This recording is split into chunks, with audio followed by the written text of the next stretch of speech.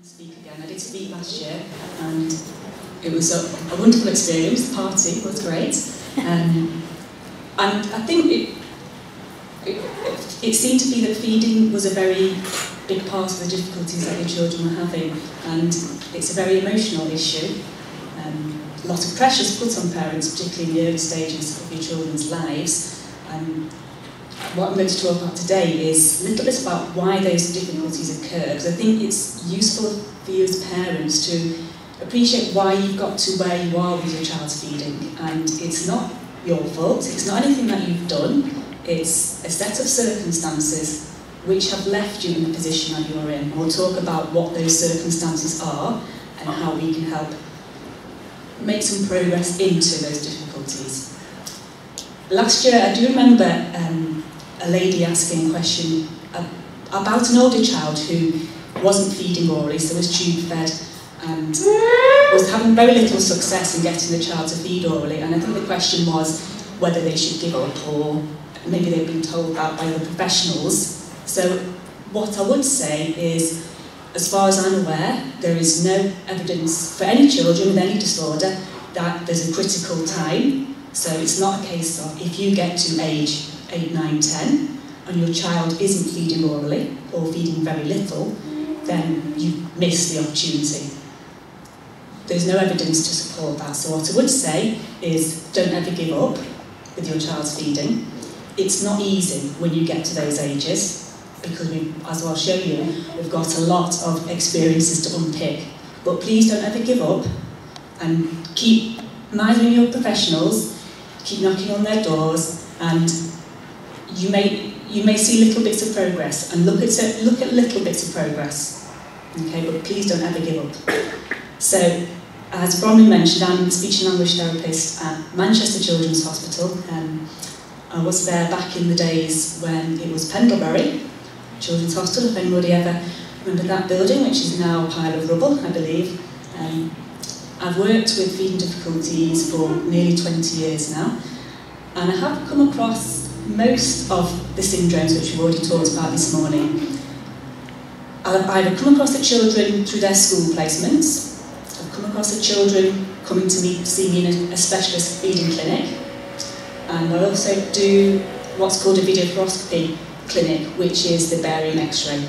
Okay, so we run clinics in Manchester. Probably not the best place for your children to be is the barium X-ray clinics, and I'll talk about why. It probably doesn't offer a lot of useful information. I'll put my email on there, so if anybody wants to email me at any point in the future, please feel free. So we're going to talk first of all about why your children may have feeding difficulties. Your early experiences are vital.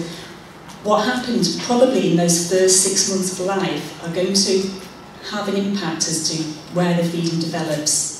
So generally your children will probably be on a neonatal intensive care unit, I'm guessing.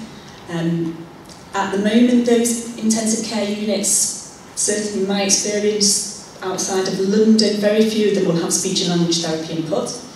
We've only just really achieved that in Manchester. Maybe they don't have a dietitian. This probably certainly haven't come across children with the difficulties that your child had. So the staff aren't as experienced with dealing with these children. Okay, so you probably have a tube for feeding, pretty much from birth, I guess. The biggest thing really I want to talk about in these early experiences is the second point here, which is reflux disease. I don't know whether a lot of your children were diagnosed with reflux disease early on, or whether it's a diagnosis that came later, or whether they weren't diagnosed.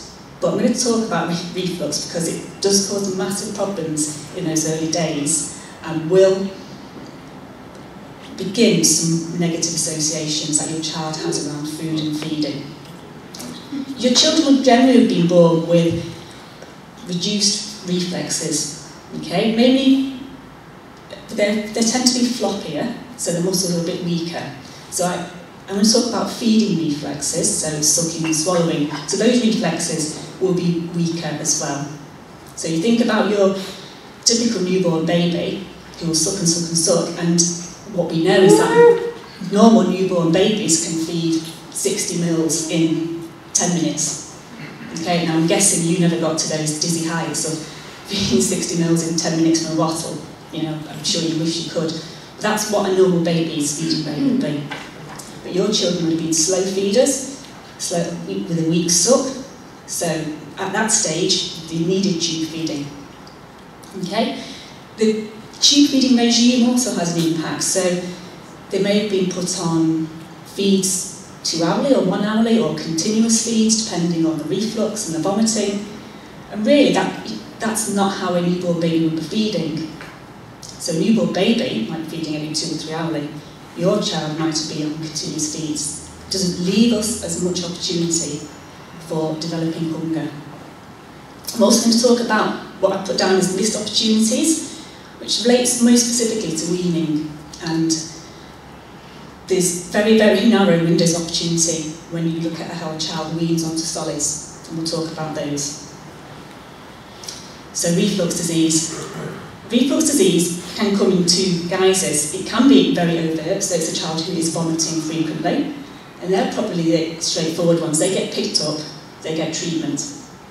But what we do know is that there's a group of children who will show more discrete or silent symptoms. And these might be things like back arching, food refusal when you're trying to offer a bottle. If we look at normal newborns or premature newborns, what we do know is that if these children present with reflux, then there's a high risk that those children will have what we called oral dysfunction.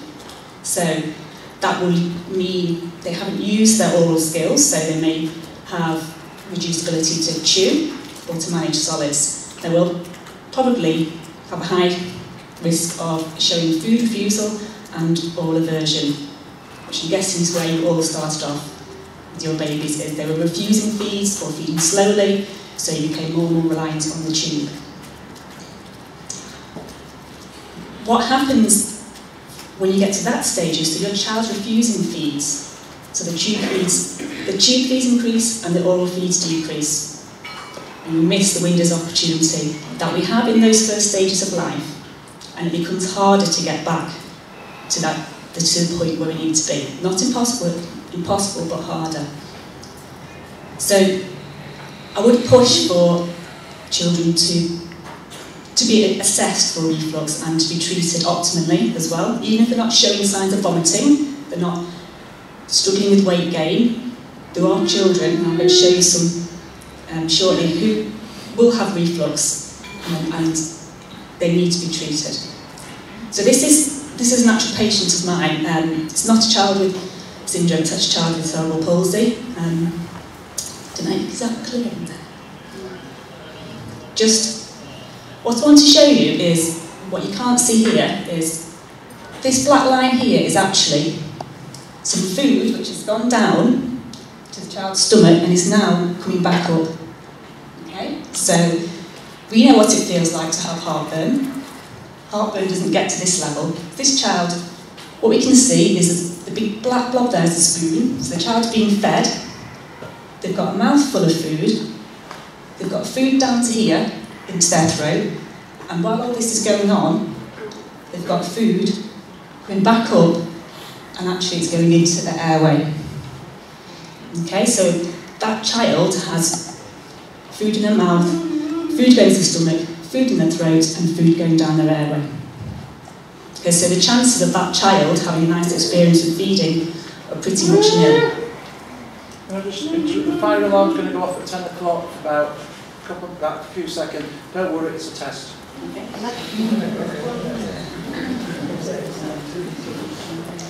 So these types of children will present to me as refusing feeds, slow feeders, not weaned onto solids, all those sorts of difficulties. What we need to do first of all is look at reflux. Are they refluxing? Because if they are, then we're not going to get anywhere with oral feeds, or we're going to have very limited success with oral feeds. Talked about feeding reflexes and how your feeding reflexes are reduced or not as strong.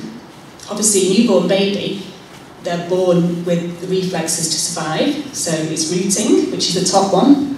So it's the baby who turns to stimulation on their cheek, so they're ready to feed, either from a bottle or from a breast. There's suck, there's two types of suck. So there's nutritive suck, which is sucking for feeding, and non-nutritive suck, which is dummy suck.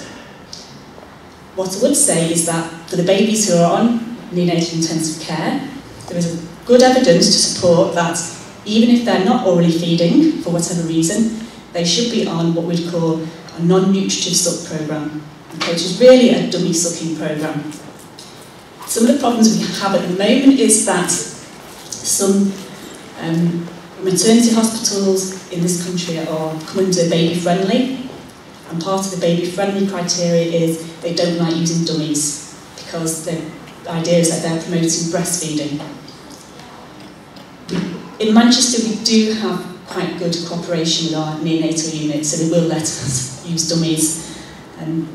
There is a very good Cochrane review which I put up there recently, which shows if you do use dummies at that stage with your child, then it can increase the speed at which they transition from NG tube feeding to full oral feeding. Okay, that's in premature babies. It's probably going to be more difficult for this population of children, but it gives them the best chance. So we need to be in there at that stage with non-nutritive sucking programmes.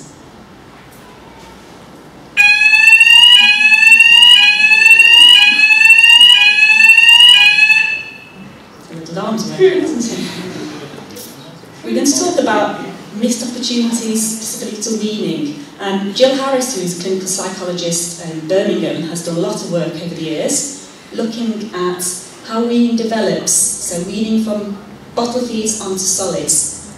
And it's quite scary actually when you look at the timescales that you've got and how narrow they are and how they can be missed so easily. And that's in a child who doesn't have difficulties, who's not spent 3 months in intensive care, first of all. Okay, so we know that between 3 to 5 months, that's when children are most receptive to new tastes. And they'll have a taste and they accept it after one exposure. So it's, feed me, I like it, yes, I'll try it again. Okay, 3 to 5 months, that's really early. Obviously, I hope that babies aren't being weaned at 3 months, but at 5 months, they potentially are. But then we look at 5 months plus, babies are already starting to dislike new tastes.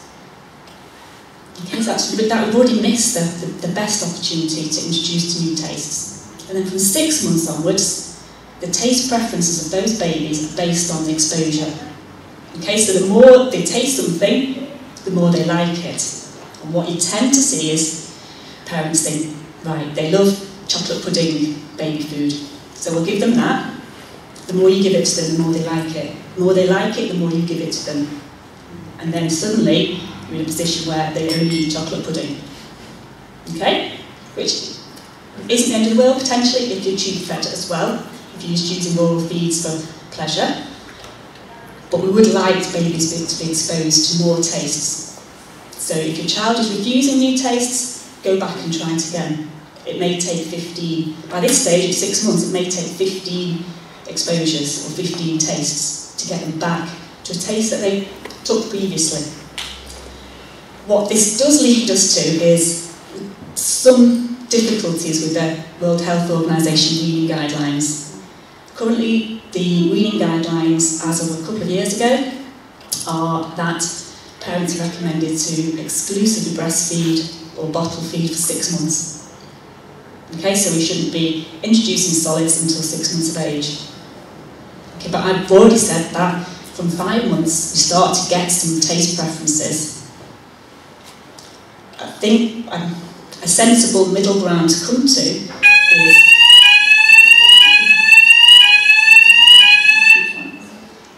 the sensible middle ground to get to is if we know a child is going to have feeding difficulties, we've maybe got a diagnosis or we've got suspicion of a diagnosis, we will wean early. Okay? And as health professionals, we don't have a problem with weaning early. The reason why weaning guidelines are set at 6 months is come about because of weaning practices in different parts of the world. But in this country, we can wean early. Okay, so that's what I would say is look at 4.5, 5 months of age when you can start some weaning tastes, because we need to get there when they're most receptive to new tastes. As a child gets older, by 9 to 12 months is the sensitive period for texture. Okay, so we generally start off on smooth food, and then we're going to introduce lumpy food. And quite often parents will say to me, they weaned really well on smooth foods, introduced lumps, and it was a nightmare. And we went back to smooth food. Okay? So from 9 months, it's more difficult to wean onto lumps. The article that I've quoted there, the study of 2001, did show that actually if you can introduce lumpy food by 6 to 7 months, then you've got a better chance of the child accepting those textures. Okay, the longer you leave it, it's just more difficult. It's not impossible, it's just more difficult. Okay, so again, looking back to probably your children's experiences, maybe they weren't taking lumpy food at those ages, so it is more difficult now. By 18 months, so it's still quite young, children dislike new foods. So I don't like that, or it doesn't look right, don't like the look of that. And they can make that decision just based on visual information. So that's quite a young age, you're already making those preferences. And from 3 years, it is put to technique called disgust and contamination. So your 3-year-olds who, oh, I'm not eating that, it's green, or I'm not eating that because it's touched that. Okay, this is all in children without any difficulties. So this is just what normal children will go through. So add on to that all the difficulties that you may have had in the early days. Really, by 9 to 12 months, we could already have a lot of problems that we need to unpick. So if we look at feeding, every child is born with the potential to feed orally, unless they can't swallow, which generally isn't a problem, I have to say, with your children. Come across a couple of children who sometimes had difficulty swallowing fluids, and maybe have had to have the fluids thickened, but I'm not aware of any children who had swallowing problems so that they can't have anything. So all your children have the potential to feed orally. But what happens is that all the negative things impact on that. And that's why the feeding gets smaller and smaller. It never goes away, but that potential is just getting chipped away at all the time by all these negative impacts. So reflux, tube, the fact that your weaning may be delayed, which was out of your control, the fact that they've not been exposed to as many tastes early on, you didn't get to lumpy food at the right time, and that then leads you into food aversion and stress. Stress for all of you, not just the child, because it becomes a very stressful situation. A lot of children tend to be gastrostomy fed, yeah, and it seems to be that being gastrostomy fed from earlier currently seems to be the way people are moving. I'm not going to say much about GPs, I'm not a dietitian, but just to say that your children will probably start off with a nasogastric tube, which, depending on your child, may be coming in and out all the time, has to be repassed. Okay, that isn't great for their oral experience and for their aversion, which is usually why you end up with gastrostomies. Once your child is on a tube feed, then I'm not sure whether a lot of you are on continuous pump feeds or some people on continuous feeds. Yeah? Okay. We don't feed like that naturally. Obviously a child needs to be on that for a reason, but I think I'm lucky in that I work quite closely with our dietitians, and if I've got a child on a continuous pump feed during the day, it's different if it's overnight, but what I want is I want some breaks during the day so that we can work on some oral feeding. Okay, it might not be possible for all children, but usually, I think you've got a dietitian on board who cooperates with us, then we can usually create some window of time during the day. So if we look a little bit about treatment, so we've talked about how we need non-nutritive sucking programmes, ideally in the neonatal intensive care unit, but that can also be when your child's on a general ward. It doesn't need to be just in that neonatal period. If your child's 2, 3 months old and on a paediatric ward, then we still need to be doing that. We do need to establish whether there's any swallow dysfunction, which is via videoproscopy usually. But like I said previously, I don't tend to find major swallowing problems. Weaning experiences, really, if they can be offered at the right time if possible. Even if a child is struggling with their feeds, has a tube down, there's no harm, provided we know the child can swallow, in starting weaning tastes, just for the taste experience. Okay, it might not nutritionally make a difference, but we need to get those weaning experiences in at the right age. We do need to maintain positive oral experiences, so we encourage you to do lots of songs around touching the face and kissing the children, do lots of nice things around the face. And that needs to be done quite regularly. So if your child's in hospital, what we would do is try and get our play specialists on board to do that, or if we've got a nurse who has the time, to do that as part of their tube regime. Oral aversion, which is the main problem, I'm guessing, with your children, and that can set in from a very young age. So we're looking, that can set in from a few months of age. I think only thing I would say is if you feel your child is oral aversive, then get the help that you can. Okay, don't just accept that's part of them, or don't accept that they're lazy. I mean, has anyone been told that their child's lazy with their feeds? Yeah, they're not lazy. Children aren't lazy with feeds. There's a reason why they're not taking feeds. So don't accept that your child is lazy. They're not lazy. So if you have a speech and language therapist or play specialist who can work on that aversion as soon as possible, then we've got a better chance of some oral intake. Sometimes we need to take a step back in order to go forward.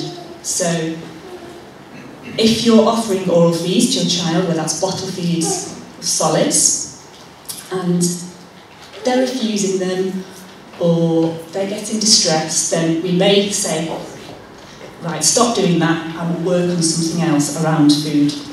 So we might work on playing with food. Okay? But then, what we tend to get is, what a lot of your children do when I watch them, is the pretend eaters. It's they sit at the table with you and you give them, they want something off your plate and you think, great, wonderful, they're going to eat, and they'll pick at it and take it apart with their hands. Sometimes they'll put it to the mouth or put it in the mouth, but really they're pretending. They know that there's a social side of eating and they're happy to join in with that, but actually getting the food into the mouth is where their difficulty is. It's quite a difficult one to make progress with for those children because obviously they'll be tube fed. What I would say is that it's great that they're doing that, and we're looking at a 6-step process with children, and I see some children who my first step is to get them sat in the same room when you're cooking a meal and not gagging and not retching. Okay, so we're already quite far along the line, but we can get stuck at this pretend eating stage. And I was thinking about this, and I think the main thing we probably need to do is you need to have a good relationship with your dietitian, because we're going to need to make some compromises potentially. Like I say, I'm lucky in that I work quite closely with our dietitian. We're based together, so we see each other regularly. You probably need to have a very, very specific goal. It's no use saying, oh, we'll miss out one tube feed. during the day, and they'll see if they eat it instead, or see if we can replace that feed with a meal. That isn't going to happen quickly, and I expect that that's not going to happen quickly, so have some contingency in place. So what we would tend to try and agree for our patients is, I will negotiate with our dietitian.